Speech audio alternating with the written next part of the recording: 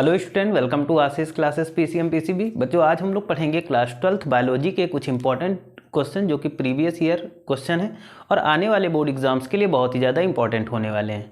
तो लेक्चर को लास्ट तक जरूर देखिएगा, क्योंकि ये क्वेश्चन आपके class 12th board exam bio के लिए बहुत ही ज़्यादा इंपॉर्टेंट होने वाले हैं। ठीक है, और कॉपी पेन लेकर के इन क्वेश्चन को नोट जरूर कर लीजिएगा। ठीक है, चैनल पर नए हैं तो चैनल को सब्सक्राइब कर दीजिएगा और वीडियो को जितना हो सके लाइक और शेयर करिएगा। तो चलिए लेक्चर को स्टार्ट करते हैं। आइए देखते हैं हम क्वेश्चन नंबर फर्स्ट की ओर। बच्चों, क्वेश्चन नंबर फर्स्ट है, right the main function of each testis and ovary. बच्चों, इस क्वेश्चन में हमें क्या करना है कि टेस्टिस और ओवरी के फंक्शंस के बारे में बताना है कि टेस्टिस का फंक्शन क्या होता है, ओवरी का फंक्शन क्या होता है।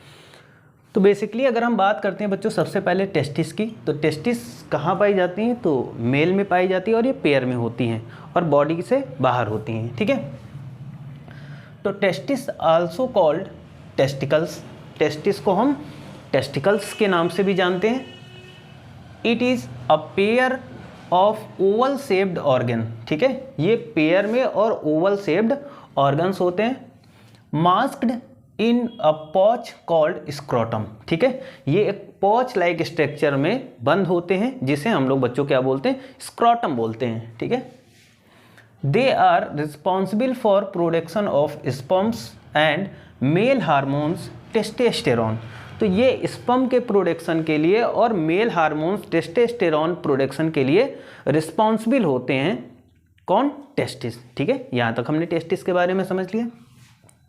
आगे बात करेंगे बच्चों ओवरी की। तो ovary is a ductless reproductive gland. Basically हम ओवरी की बात करते हैं तो ओवरी क्या होती है, एक डक्टलेस रिप्रोडक्टिव ग्लैंड होती है which functions by producing a male sex hormones called oestrogen and also involve in producing and storing the ovum or egg cell. ठीक है, तो हमारी ओवरी जो फीमेल्स में पाई जाती है बच्चों, वो क्या होती है, डक्टलेस रिप्रोडक्टिव ग्लैंड होती है। विच फंक्शंस की बात करते हैं तो ये फीमेल, सॉरी यहाँ पर होगा producing a female sex hormones called oestrogen and also involved in producing storing eggs. ठीक है, तो ओवरी से जो फीमेल सेक्स हार्मोन्स होता है एस्ट्रोजन जिसे बोलते हैं, उसका सेक्रीजन होता है। और बात करते हैं ओवरी में क्या होता है, प्रोड्यूसिंग और जो स्टोरिंग होता है, यानी वहाँ से ओवरी से ओवम क्या होते हैं, प्रोड्यूस होते हैं और ओवरी में ही जो ओवम होते हैं वो स्टोर होते हैं। ये भी काम कौन करता है, ओवरी करती है फीमेल्स की। ठीक है, चलते हैं हम लोग नेक्स्ट क्वेश्चन की ओर बच्चों। बात करेंगे state the significance of cervix in the female reproductive system. Female reproductive system में जो सर्विक्स होती है उसका फंक्शन क्या होता है, उसका सिग्निफिकेंस क्या है, उसका इम्पोर्टेंस क्या है, ये हम जानेंगे। तो बच्चों बात करेंगे, cervix is a narrow opening through which the uterus open up to the vagina. ठीक है, तो सर्विक्स एक नैरो ओपनिंग होती है थ्रू जिसके द्वारा जिसके द्वारा यूट्रस क्या होता है, ओपन्स टू द वजाइना। ठीक है, the cervical canal is the cavity of the cervix. जो सर्विकल कैनॉल होती है of the cavity of cervix की कैविटी होती है which is alongside the vagina, जो कि वजाइना के अलोंग साइड में होती है। Alongside the vagina goes on to form the birth canal. ठीक है, जो कि बर्थ कैनॉल की ओर जाती है। क्वेश्चन नंबर थर्ड की देखते हैं बच्चों। ये सारे क्वेश्चन जो आपके हैं ये आपके मोस्ट इंपॉर्टेंट हैं। कैसे हैं ये क्वेश्चन, आपके मोस्ट इंपॉर्टेंट है, तो इन क्वेश्चन को लिखते जरूर जाइएगा। हम थर्ड क्वेश्चन की बात करते हैं। चलिए थर्ड क्वेश्चन देख लेते हैं। ये भी हमारा बहुत ही ज़्यादा इंपॉर्टेंट है, इसको भी हम IMP में रखेंगे, मोस्ट इंपॉर्टेंट में रखेंगे। State the role of ampullary isthmic junction ampullary isthmic junctions होता है उसका रोल बताना है इन फीमेल रिप्रोडक्टिव ट्रैक में।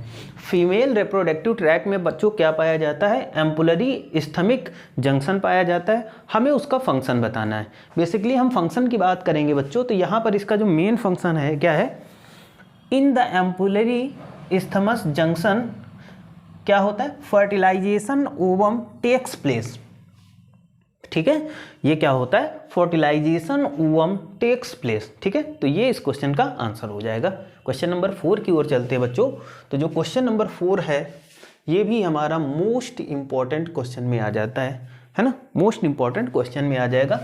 क्वेश्चन है how many spermatozoa does one secondary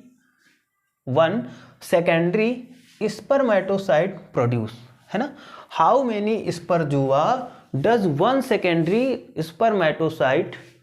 spermatocyte produce. ठीक, इस क्वेश्चन का आंसर देखेंगे बच्चों। इसको भी हम वेरी वेरी इंपॉर्टेंट में रखेंगे। ये सभी क्वेश्चन आपके लिए बहुत ही ज़्यादा इंपॉर्टेंट है। ठीक, देखें।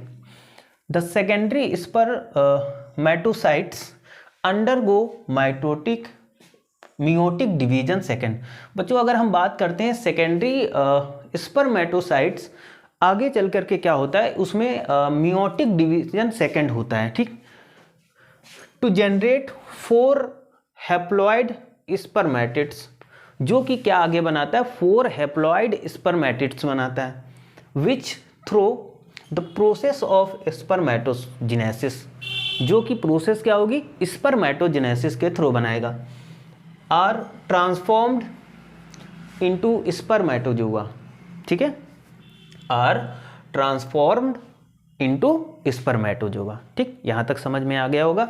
इंपॉर्टेंट क्वेश्चन है, नोट जरूर कर लीजिएगा। ठीक है, आगे देखिएगा। What are the function of placenta other than its endocrine function.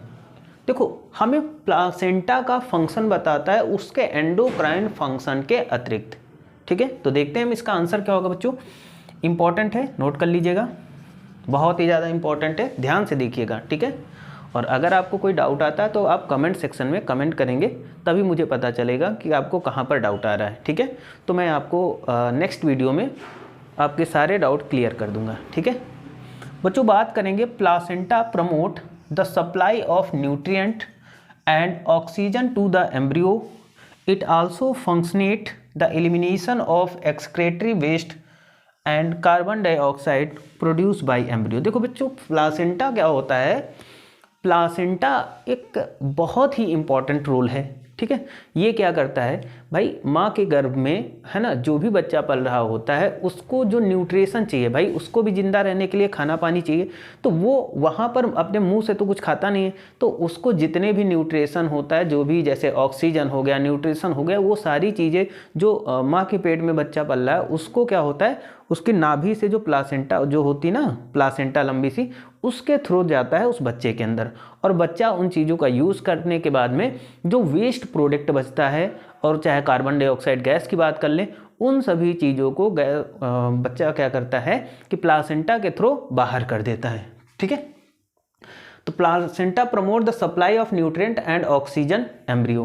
Placenta क्या करता है कि माँ से बच्चे के अंदर जितने भी न्यूट्रिएंट जाने होते हैं उनको सप्लाई करने का काम करता है, और उसके साथ साथ ऑक्सीजन को भी सप्लाई करता है।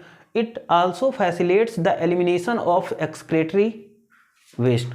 फिर उसके बाद में क्या होता है कि जो एम्ब्रियो यानी जो बच्चा पल रहा होता है उसका जो वेस्ट प्रोडक्ट होता है, उस वेस्ट प्रोडक्ट को भी उसकी बॉडी से प्लासेंटा के थ्रू ही आउटपुट कर दिया जाता है, यानी बाहर कर दिया जाता है। तो यहाँ तक समझ में आप गए होंगे, समझ गए होंगे, इंपॉर्टेंट क्वेश्चन।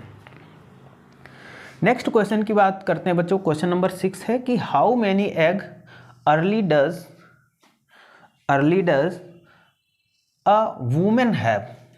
इंपॉर्टेंट क्वेश्चन है, ये कई बार रिपीट हुआ है और आपके आने वाले एग्जाम्स के लिए बहुत ही ज़्यादा इंपॉर्टेंट है। ध्यान से देखिएगा, क्वेश्चन को नोट जरूर कर लीजिएगा। देखो, as a foetus early in development a female, as a foetus की बात करते हैं बच्चों, तो early a development female produce about, है ना, एक अर्ली डेवलपमेंट जो फीमेल होगी वो कितना एग प्रोड्यूस करेगी या ओवम प्रोड्यूस करेगी, तो वो प्रोड्यूस करती है बच्चों 6 मिलियन टू 7 मिलियन। ठीक है, कितना एग प्रोड्यूस करेगी? 6 million to 7 million eggs produce करेगी। आगे, at the birth there are approximately 1 million eggs.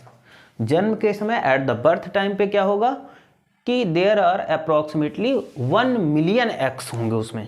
ठीक है, वहीं पर by the time of puberty, अगर हम प्यूबर्टी के समय की बात कर लेते हैं, ओनली अबाउट 3 लाख रिमेन्स।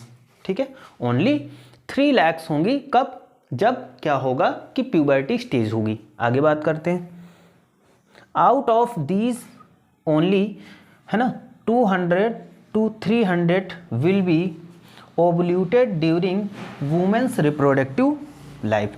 मतलब यहाँ पर बच्चों इसमें बताया गया है कि एक फीमेल में जो भी उसका रिप्रोडक्टिव टाइम होगा, है ना, वही बताया गया है यहाँ पर वुमेन्स रिप्रोडक्टिव लाइफ टाइम में वो केवल कितने बार ओवल्यूटेड करती है? तो 200 से 300 टाइम में वो ओवल्यूट करती है एग को। ठीक है, तो समझ में आया होगा बच्चों, ये बहुत ही इंपॉर्टेंट क्वेश्चन है आपके लिए और आने वाले आपके क्लास 12th बोर्ड एग्जाम्स के लिए। तो इन क्वेश्चन को आप नोट जरूर कर लीजिएगा और अगर चैनल पर नए हैं तो चैनल को सब्सक्राइब करना मत भूलिएगा, वीडियो को लाइक और शेयर करिएगा। तो आज के लिए इतना ही रखते हैं। Thank you for this class. मिलते हैं नेक्स्ट लेक्चर में। तो आज के लिए इतना ही, बाय।